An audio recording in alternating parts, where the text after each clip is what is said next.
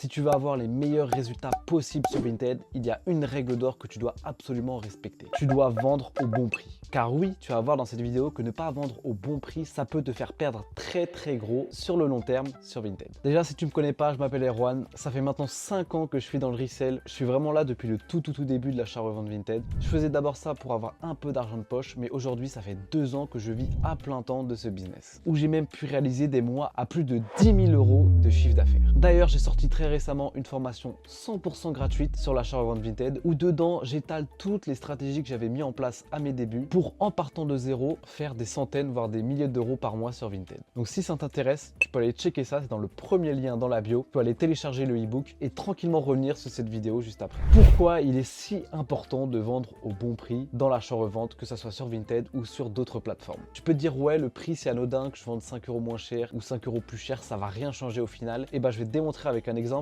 que ça peut changer énormément la donne. Prenons un reseller lambda qui a 10 pulls à vendre et que le prix optimal pour vendre ce produit, c'est-à-dire pour les vendre assez rapidement mais en même temps les vendre suffisamment cher, imaginons que ce prix soit de 30 euros. Cette personne va lister ses 10 articles à 30 euros et va réussir à les vendre en une semaine au prix de 30 euros et il se sera donc fait 300 euros en une semaine. Bien sûr, ça reste un cas imagé, je dis pas que vous devez vendre en une semaine tous vos produits, ça n'existe pas en cas concret. En revanche, prenons une deuxième personne, un reseller qui lui veut vendre plus cher, qui est un peu gourmand et qui veut vendre chaque pull à 40 euros. Il sait que ces pulls peuvent se vendre à 40 euros, mais il sait également que ça met un peu plus de temps, mais il veut prendre le risque. Ce reseller là va poster ses 10 articles à 40 euros et en une semaine, il va en avoir vendu 4 sur 10, ce qui est déjà très bien. Sauf qu'en une semaine, ce reseller B se sera fait 160 euros de chiffre d'affaires, pendant que le reseller A s'est fait 300 euros. Alors oui, vous allez me dire que le reseller B, il lui reste encore des articles à vendre, etc.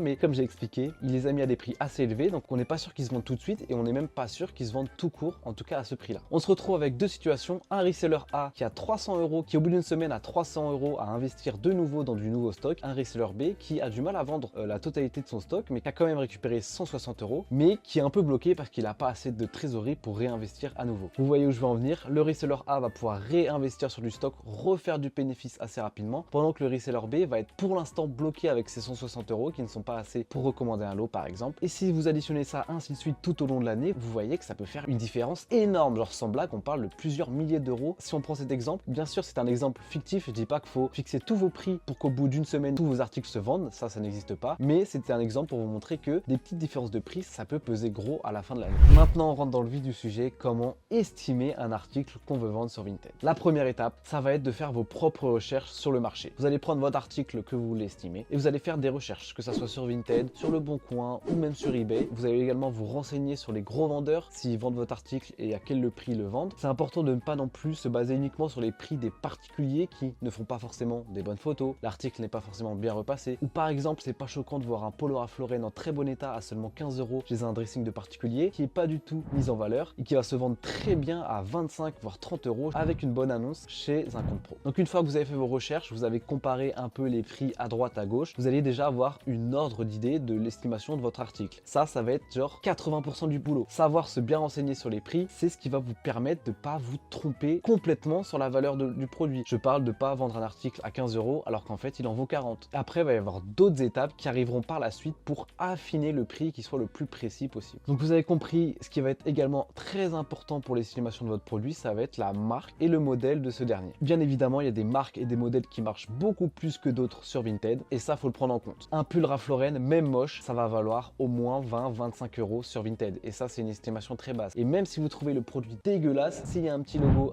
et bah il va pouvoir se vendre au minimum à ce prix-là. Alors même qu'un sweat Adidas que vous allez pouvoir trouver magnifique, si c'est un sweat moderne qui a pas vraiment de cachet, qui a pas vraiment de quelque chose de spécial, il va pas pouvoir dépasser les 15-20 euros à la revente, alors même que le sweat Ralph Lauren que vous trouvez dégueulasse en vaut même plus. Bien sûr, c'est important d'identifier les tranches de prix de revente pour des marques précises et ça bien sûr vous allez le faire avec l'expérience. À vos débuts, vous pouvez pas forcément savoir qu'un pull Ralph Lauren ça vaut ce prix-là, mais à force de voir, d'avoir des articles, de les vendre à un certain prix, de voir que ça se vend pas à un autre prix, vous allez pouvoir acquérir de l'expérience et ça va vous aider grandement à estimer un article. D'ailleurs, petite astuce que j'utilise moi, qui est pas à prendre à 100% à la lettre, mais qui peut être intéressante. Ça contredit un peu l'exemple que je disais juste avant. Si jamais vous trouvez qu'un article est vraiment beau, qu'il a vraiment du cachet, qu'il a vraiment quelque chose de spécial, que vous pourriez le porter, vous pourriez payer cher cet article, n'hésitez pas à adapter le prix à la hausse si vous pensez cela, parce que si jamais vous, personnellement en tant que client, vous auriez été prêt à mettre le prix pour avoir cet article, bah, ça peut être le même cas pour quelqu'un d'autre. Donc ça peut être aussi un bon facteur à prendre en compte, affiner le prix de votre article. Après tout cela, il va y avoir un autre facteur très important à prendre en compte dans le prix de l'article, c'est l'état du produit. Bien évidemment, un sale t-shirt tout déchiré plein de trous, même si c'est du Stussy, il va pas pouvoir se vendre très cher. Donc vous avez compris que l'état de l'article va quand même grandement influer sur le prix. Je vais vous donner des chiffres très généraux pour vous donner une ordre d'idée si jamais vous débutez. Pour un article en très bon état, on va dire qu'il va être à 100% de son espérance de revente. Si jamais vous avez un article qui est en bon état, qui est seulement en bon état, c'est-à-dire avec des petits défauts par-ci par-là qui ne vont pas empêcher l'article d'être porté, mais qui sont quand même à préciser sur l'annonce, eh bien vous allez, on va dire que vous allez devoir baisser votre prix d'environ 20% par rapport au prix que vous auriez fixé si l'article était en très bon état. Et si jamais il est dans un état satisfaisant, ça veut dire vraiment abîmé, là faut carrément brader l'article. Je vous conseille d'aller au moins à 50% du prix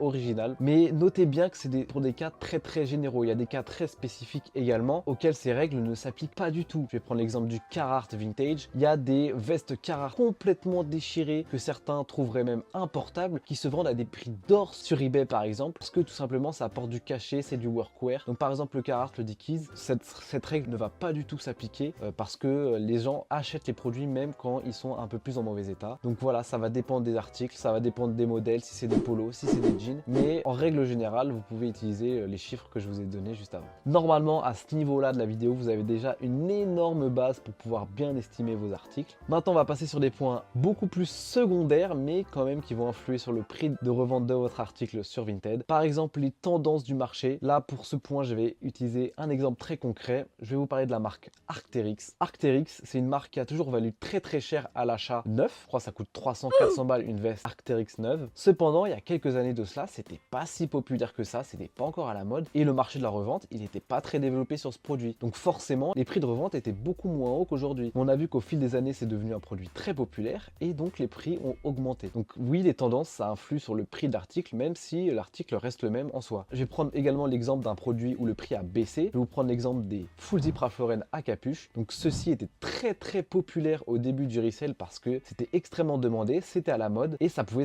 facilement se vendre 90 voire 100 € sur Vinted si c'était des bons coloris. Alors qu'aujourd'hui c'est un peu plus compliqué, on va plus être autour des 60-70 € pour les beaux modèles. Ça c'est pour deux raisons, déjà parce qu'il y a plus de monde qui en vendent, donc ça forcément ça fait baisser le prix. Mais la deuxième raison qui est aussi très importante, c'est que c'est plus forcément très à la mode, les gens en achètent moins, même si encore pas mal de gens en achètent, ça reste moins à la mode, il y a moins de gens qui en recherchent. Enfin on arrive sur le dernier point de cette vidéo sur comment estimer un bon article, ça va être de prendre en compte la négociation, en tout cas si vous vendez sur la plateforme Vinted. Parce que oui, Vinted, les gens négocient à 100%, plus de 50% de vos ventes, vous allez avoir réduit le prix initial de votre article, donc c'est ultra important de le prendre en compte. Si vous souhaitez vendre un article à 20 € maximum, c'est vraiment le plus bas où vous souhaitez vendre le produit, ne le listez pas à 20 € parce que les gens psychologiquement vont vous faire des offres et vont avoir tendance à beaucoup moins acheter si vous n'avez pas accepté une offre de leur part. C'est psychologique, même si le prix, je vais prendre un exemple tout bête, quelqu'un va avoir plus tendance à acheter un produit qui est à 25 € et qui va être réduit à 20 € par une offre du vendeur qu'un produit qui va être de base à 20 €. C'est psychologique, c'est l'être humain qui est comme ça revient au même. Tu vas penser que tu as fait une très bonne affaire en réduisant le prix de 5 € alors qu'en soi, il n'y a rien qui change là-dedans. Voilà, maintenant tu as toutes les clés en main pour bien estimer un article sur Vinted ou que ce soit sur une autre plateforme de revente. Maintenant, il faut bien comprendre que tu vas devoir t'entraîner, tu vas devoir faire des erreurs, tu vas devoir échouer, tu vas devoir te tromper parce que c'est pas inné. Le prix des articles, l'estimation des articles, c'est quelque chose qu'on apprend. Moi-même, je ne connaissais pas au début. Maintenant, quand je prends un article, je peux à coup d'œil en 2 secondes estimer le prix auquel je vais le revendre. Mais c'était pas du tout le cas au début. C'est peut-être pas le cas de toi aujourd'hui, mais c'est parce que tu dois progresser, tu dois voir des dizaines et des dizaines d'articles, vendre plein d'articles pour pouvoir devenir meilleur en estimation de prix en ce qui concerne l'achat-revente. D'ailleurs, quelque chose de ultra important dont j'ai pas encore parlé, tu veux progresser, tu veux apprendre à bien estimer ton article, rejoins un serveur Discord d'entraide sur l'achat-revente. Tu en as plein. D'ailleurs, je t'ai mis celui que j'ai créé dans la description. Je suis moi-même disponible dessus si jamais tu veux me poser des questions. Et tout le monde est bienveillant, tout le monde va venir t'aider. Tu vas pouvoir poser des questions. Il y a même un salon exprès pour l'estimation des produits. Si jamais tu as un doute, tu peux demander l'aide à d'autres gens qui s'y connaissent mieux que toi, qui vont pouvoir t'aiguiller sur le prix auquel tu peux revendre l'article. Et franchement, on a tous fait ça. Il n'y a pas de honte à demander de l'aide à quelqu'un d'autre. Et tu vas voir que tout le monde est super sympa en règle générale. Tu peux même créer du réseau, des contacts contacts, etc. Donc franchement, fonce rejoindre le Discord qui est dans la description. Voilà, c'est à peu près tout pour cette vidéo. J'espère qu'elle a été claire, qu'elle vous a apporté énormément d'informations ultra importantes si jamais vous voulez vendre sur Vinted ou sur d'autres plateformes. C'était Erwan, moi je vous dis à la prochaine pour une nouvelle vidéo.